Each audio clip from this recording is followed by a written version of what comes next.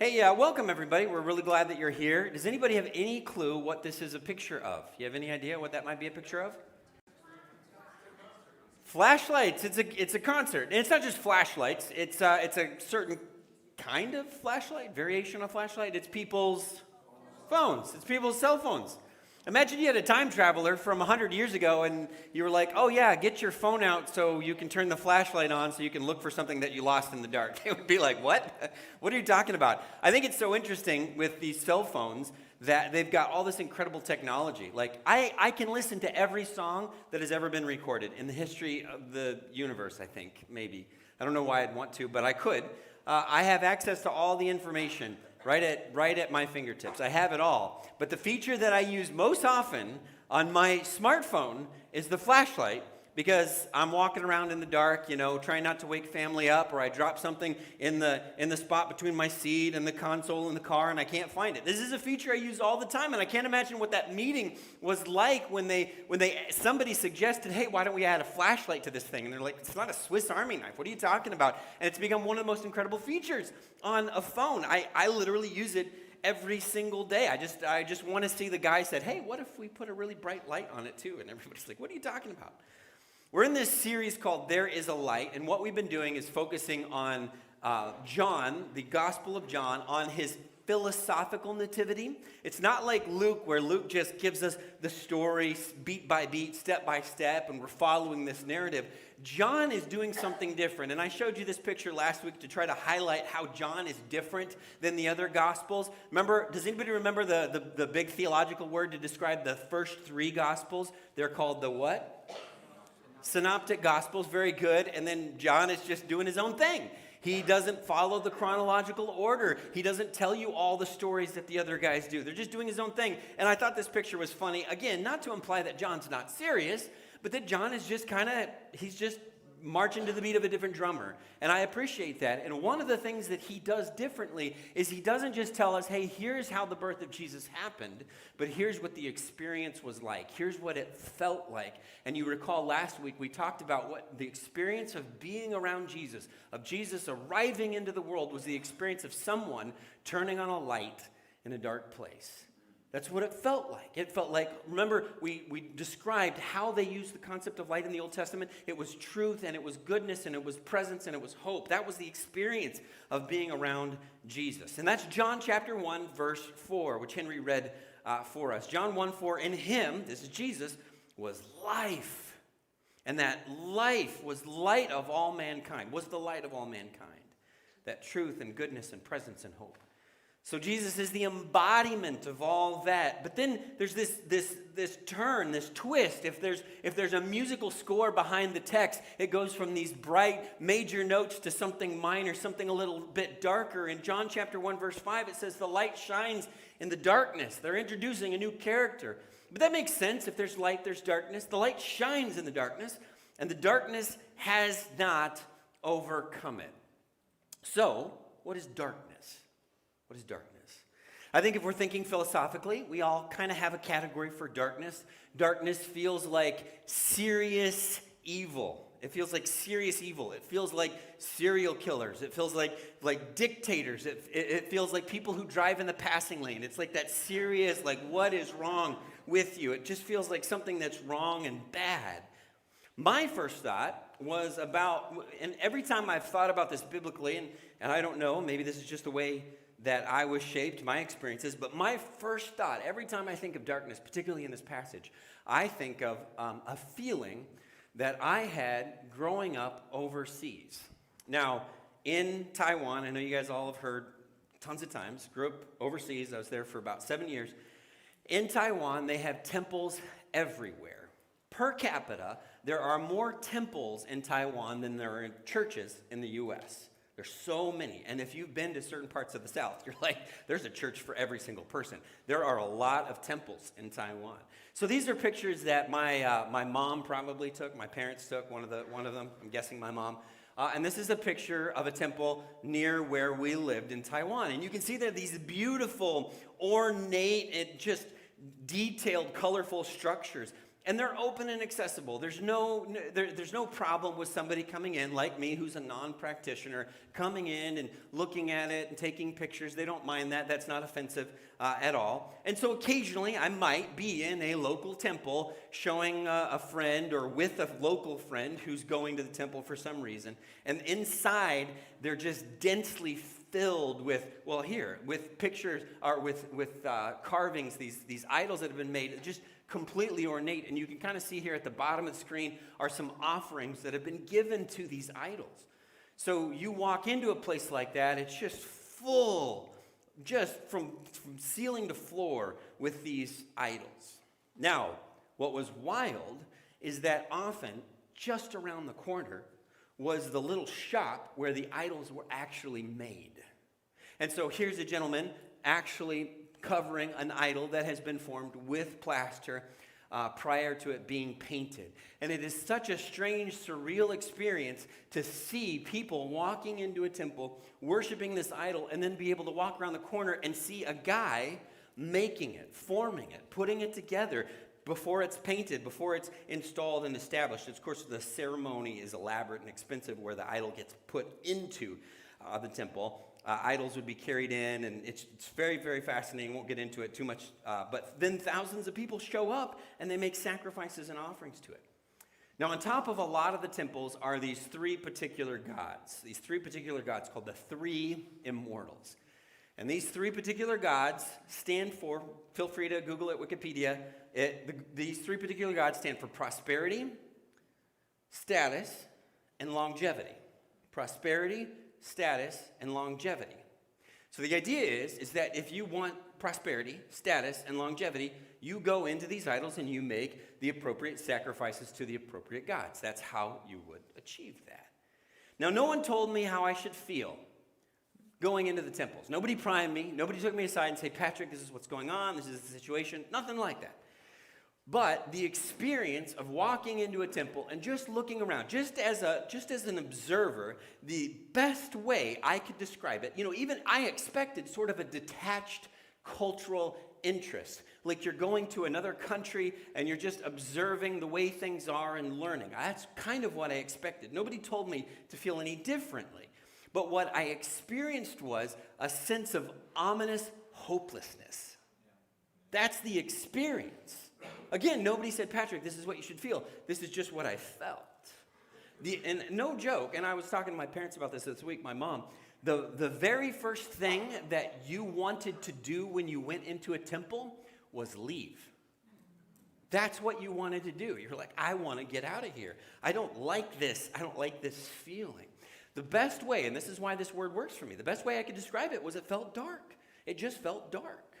So when John introduces this concept of darkness, this is what springs to Patrick's mind at least, and so I'm bringing you all along that journey as well. Now, but the darkness in the temple wasn't like serious evil. It wasn't that serial killer, dictator vibe. You didn't feel angry like you would at evil and injustice. You felt sad. You felt sad because desperate people were being duped into believing that if they offered just the right sacrifice in just the right way at just the right time, then maybe the gods would bless them with prosperity and longevity and status.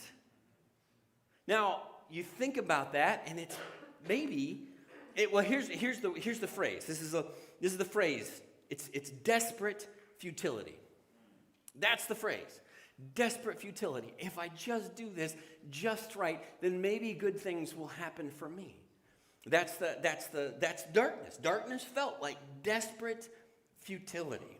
When you're frantically trying to find life and light, meaning truth and goodness and presence and hope, in things incapable of providing it. That's what it feels like. Desperate futility. Now, we would never go to a temple, and we would never offer sacrifices to idols. We modern Westerners are so much more enlightened than they. We're so much smarter. We've gotten it figured out. How we wouldn't buy into some silly philosophy or some silly religion or some silly way of thinking. We're so much smarter. We're more enlightened. But listen, do you think people ever try to find prosperity and status and longevity in a presidential candidate? Do you think that people ever compromise some of their spiritual, moral principles to support a politician that doesn't agree with them so that they can get what they want, some sense of security, some sense of prosperity, so that their future will look better or their kids' future will look better? Do you not think that in the same way that somebody might march into a temple and offer incense or offer apples or offer some sacrifices, you actually can buy paper money and then you burn paper money to your ancestors? Do you ever think that people invest their time and energy and resources in things hoping to get prosperity and longevity and status in things that can't really provide it? I mean, we do the same thing. This is wild to me. We do it with politics. We do it with careers. You've seen people sacrifice their family at the altar of a career, hoping that career will pay off. And then 25 years later, they get a cheap watch and they get a layoff slip saying that, sorry, we're downsizing and you're the one that's out. But they've sacrificed all this stuff. Or how about status symbols? Like any status symbol or a Facebook status where we try to explain to people how our lives are so great because we hope that validation that we get from that status will make us feel better about the investment that we placed in these things that can't truly provide light and life. Or how about kids' activities and achievements? If our kids just are successful, then all the sacrifices will have been worth it. All the spiritual sacrifices that we've made for ourselves and on their behalf will have been worth it. They will have status and prosperity and longevity. I think we do the exact same thing that people in Taiwan do. I think we have the same temptations. Our temples don't look like their temples. Our idols don't look like their idols, but it's the exact same problem. It's the exact same issue. There is a lot of desperate futility in our modern Western world too. Now, I think one of a great example of this, you talk about longevity. Nobody wants to look older. In fact, it's a compliment if you tell somebody they look young for their age. That's a compliment, and as a society, we've just accepted that that's a good thing, that you should look younger than your actual age. It shouldn't matter, right?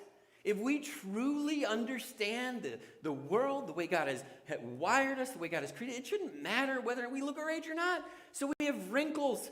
Gray hair is a crown of glory, the Bible says. But we try to hide it. Why? Because we're sacrificing at the altar of longevity? Maybe? There's a lot of desperate futility in our modern Western world. Hey, did I mention this is a Christmas sermon? Fun times, huh? You're like, man, I should have brought my friend. They've been really excited. John chapter 1, verse 9. This is just a few verses later from where we were.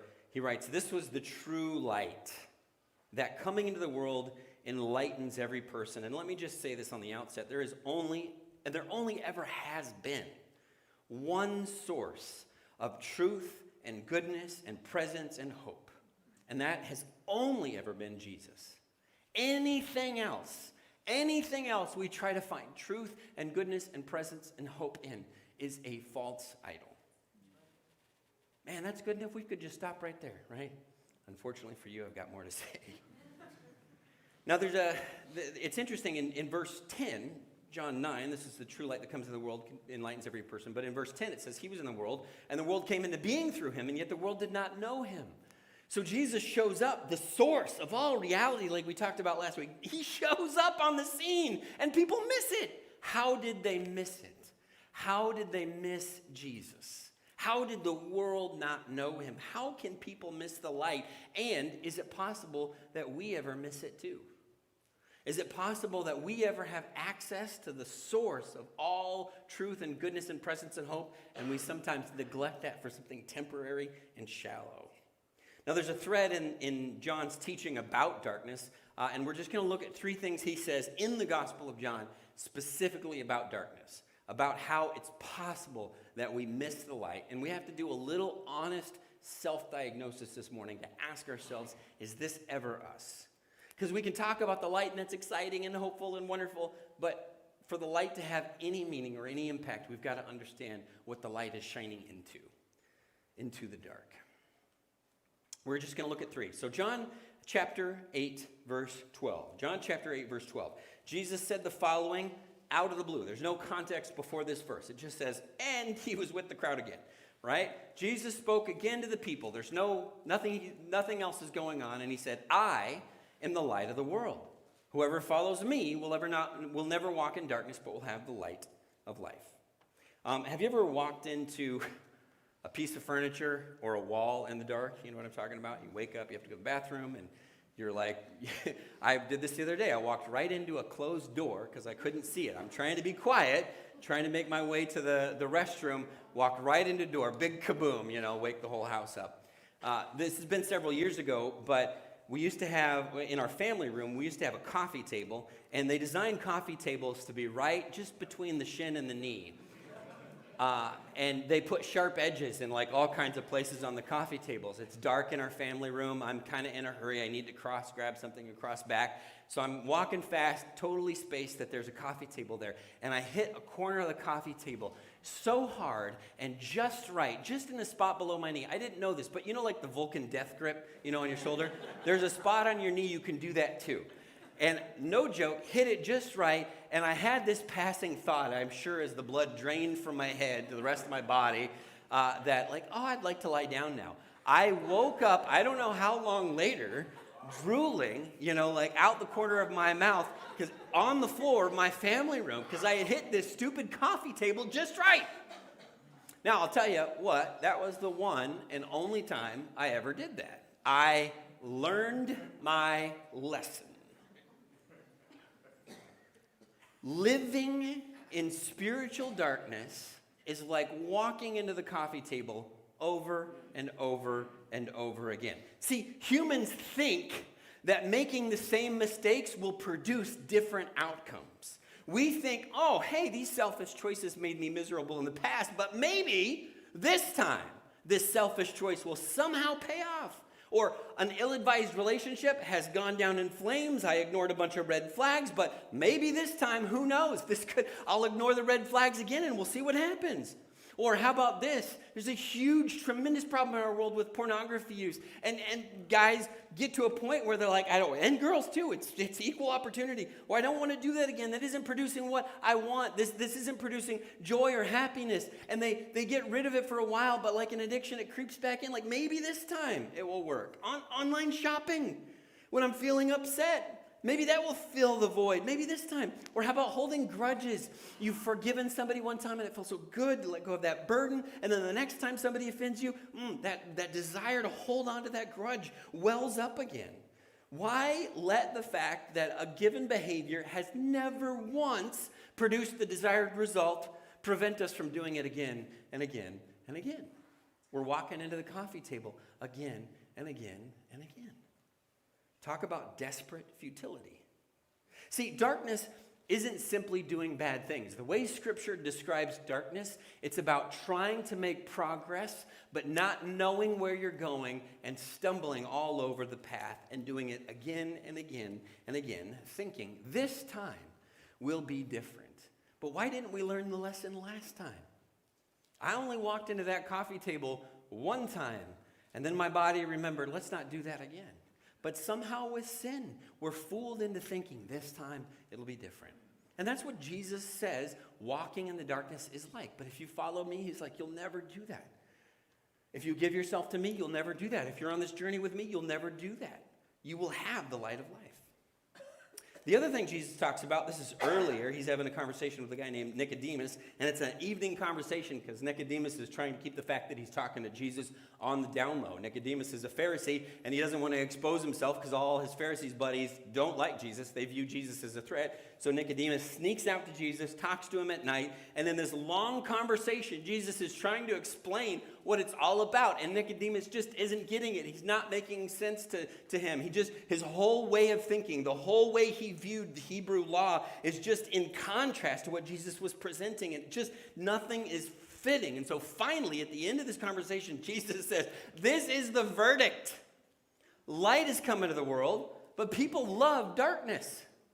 They love darkness instead of the light because their deeds were evil. And here's the truth. Some people just simply love the darkness. Some people love the darkness. One Christmas season when the kids were little, we had some candy out. I don't remember. I think it was like chocolate-covered marshmallows. But is that a thing? Is there such a thing? A Christmas candy? Anyway, that's what I recall it being, chocolate-covered marshmallows. We had this candy out, and we had a child who was 3 at the time, and we had told all the children, do not eat the chocolate-covered marshmallows. But it's like, that's like entrapment. I mean, how are they not going to do that? So we leave the room, and some of you are thinking, well, why didn't you remove the temptation? And our philosophy of parenting has always been to try to encourage obedience rather than make it impossible to disobey. So leave the stuff out and then teach them to try to obey. Well, of course, so mom said, do not eat the chocolate-covered marshmallows. As soon as mom was out of the room, the 3-year-old reaches for the chocolate-covered marshmallow, takes a big old satisfying bite, big old sticky, slobbery, wet bite. It's got, size full grab of chocolate marshmallow. And then mom walks back into the room. So 3-year-old is loving life. This is the best day of their short existence, biting into this marshmallow. It's wonderful. Nothing could go wrong. Nothing could change the way I feel ever. I love everything about this moment. Then mom walks back into the room, and 3-year-old realizes, oh, the light has shone, and tries to fling the marshmallow away. But the big sticky marshmallow will not be flung. It's stuck to his hand like super glue. And so he's looking at mom trying to fling the evidence of his infractions away because he knows he's done something wrong, caught chocolate-handed. The sin that so easily entangles, right? See, mom in this scenario is a reminder that there is a standard that I don't want to live by. And mom walks back into the room, and now we're in trouble again. I've heard complaints about church all my life, all my church life. I've heard complaints that say things like, oh, churches, they're just out to make you feel guilty. They're just out to make you feel guilty. Yes, there are churches that's their whole thing. Their love language is guilt. It's not what I'm interested in. I've been around enough churches that marketed in guilt. I'm not interested in that. However, there are things we should feel guilty about. Guilt is not a bad thing when you're doing something self-destructive. Guilt is not a bad thing when you're doing something that's harming other people. In fact, guilt is a good thing because it's trying to reclaim what is good and true and help you understand that those behaviors aren't going to produce the results that you actually want. There are times we should feel guilty, but there are people who are like, I'm done with church. I felt guilty. Well, maybe the church was in the wrong. That's entirely possible. That has happened. But maybe you were doing something and you didn't want to feel bad about it. You wanted to eat the marshmallow and you did not want mom to walk into the room. It's not mom's fault.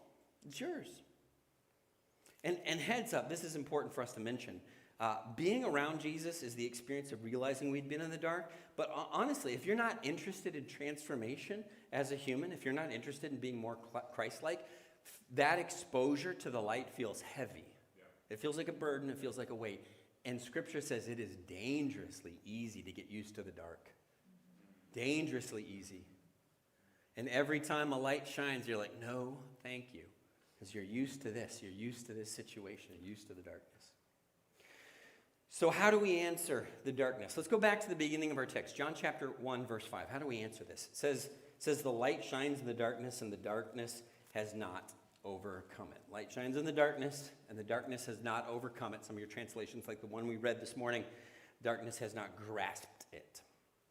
I asked Karina if I could tell you this story. She said it was cool.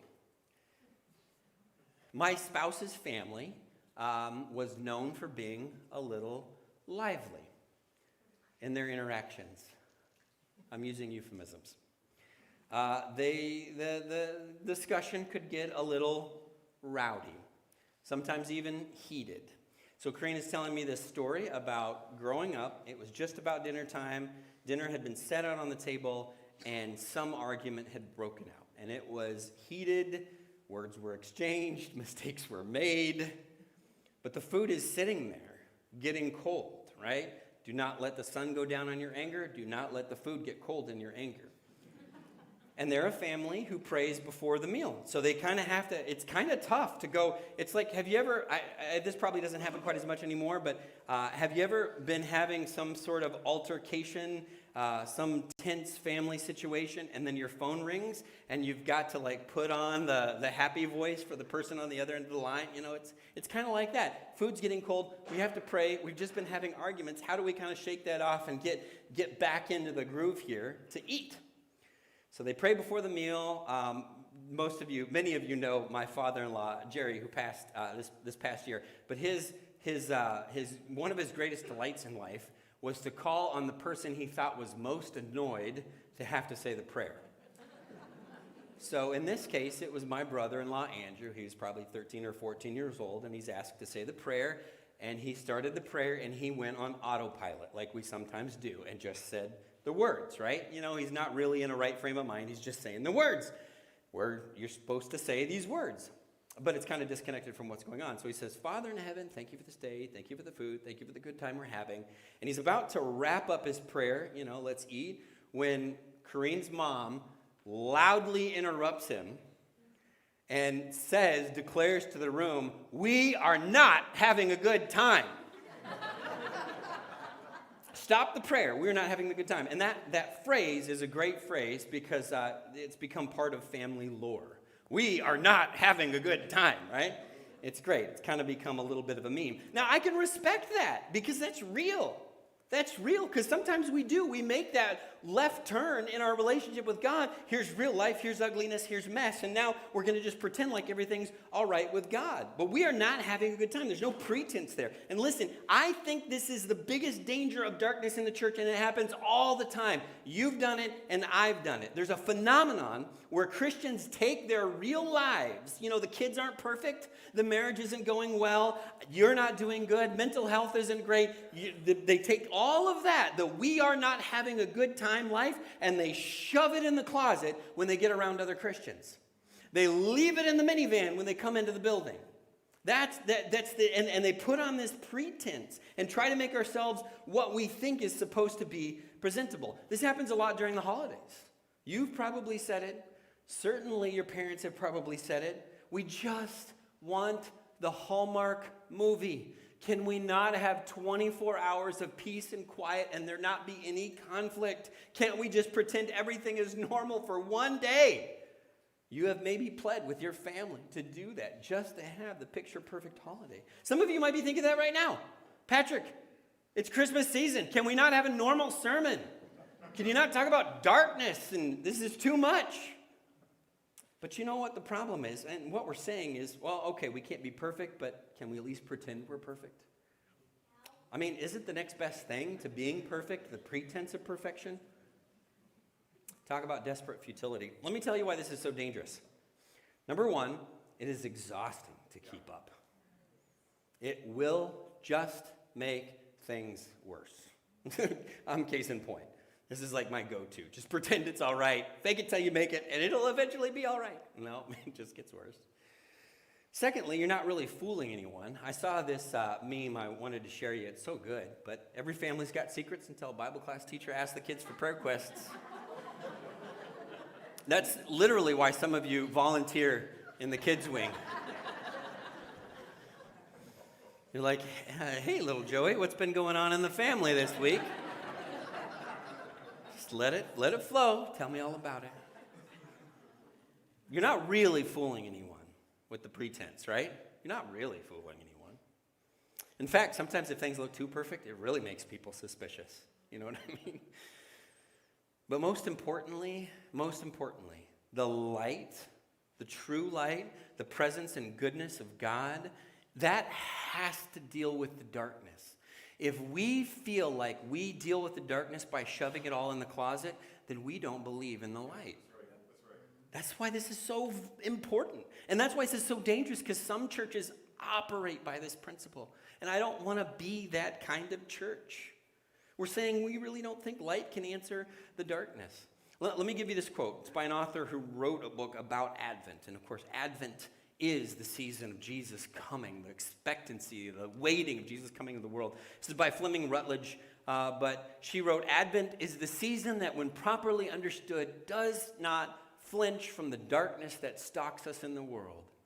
We don't have to pretend that we have a Hallmark Christmas movie life, is what she's saying. Advent bids us to take fearless inventory of the darkness without and the darkness within. That's what the light coming into the world was all about. It's not about pretending. It's not about acting so other people will believe everything's good. It's about letting the light heal us. It's about letting Jesus deal with our sin and uproot our sin and transform us and draw us into this new and better thing. And what John is saying in John chapter 1, verse 5 is that the light is always stronger than the darkness. The darkness cannot overcome it. Cannot. It's not possible. And that's why he says in chapter 1, verses 4 and 5, in him, Jesus, in him was life, and that light was the light of all mankind. That light shines in the darkness, and the darkness has not overcome it. Amen. And so here's my plea. This is for me. And I've told you things like this before. But there have been many years, particularly given the fact that I work at a church and I get up on stage and I tell people what I think the Bible is trying to say, where there is such a temptation just to pretend, okay, just for this Sunday. You'll just get through this Sunday and then you can go home and then you can, really let loose. But just pretend, just get through Sunday. And I don't want us to be that kind of place. I want us to be a place where even the guy on stage can admit there's darkness, that the light has to heal. But certainly where there's room for people in the room to say, hey, yeah, there's darkness in my life. And I haven't brought that darkness to the light. I haven't tried to get anybody else involved in this tough thing that's going on in my life that I don't know what to do. I'm just going to keep faking it till I make it. And it's been decades and I haven't made it. And all I think that we need to do, what John is encouraging us to do at Christmas, is to bring that darkness, the darkness in us, into the light and let Jesus take care of it. We're going to sing a song in closing. I'm going to ask the praise team to come back up on stage. We're going to sing a song called Glory. One of the truths that we read in the Gospel of John is that Jesus was full of the glory. And that glory might feel painful when we have darkness in our lives, when we have things that we wish were different, when we have marriages and children and jobs and sins that we wish weren't the case, and we're just trying to pretend till it's all okay, but it's not okay. And it's never going to be okay until we let the true light that has come into the world heal us. Let's stand and let's sing together.